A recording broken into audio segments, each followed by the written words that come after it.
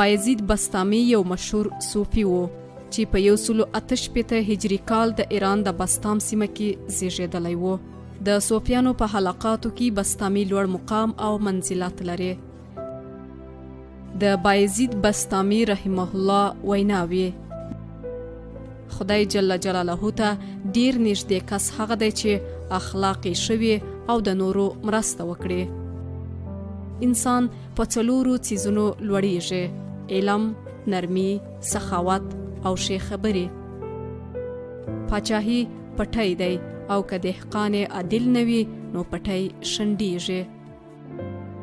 الله جل جلاله راضي کړه، هغه به تا راضي کړي. تر څو چې دی نظر د غصې تر تاثیر لاندې وي، تر هغې ځان انسان مه ګڼه. د هر ماشوم پیدایش د دې خبرې پیغام دی چې خدای لا هم له انسانه نه دی ناهیلی سوی. کله چې انسان نیک سي، ټول کارونه یې نیک سي.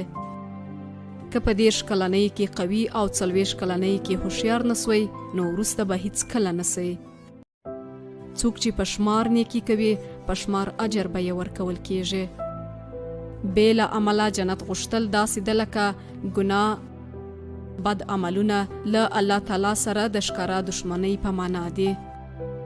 که چا در سره نیکي وکړه، اول د الله تعالی شکر وباسه او بیا د هغه کس مننه وکړه، ځکه الله تعالی در باندې مهربانه کړی. که انسان له دوزخه دومره وویریدی لکه له لوږې چې ویریږي، نو له دواړو به خوندي وي.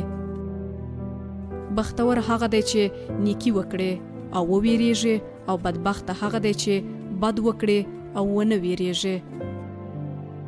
مینه دا ده چې خپل ډیر لږ وګڼئ او د ملګري لږ ډیر وګڼئ. د یوه پوه قوت له 0 ناپوهو ډیر دی.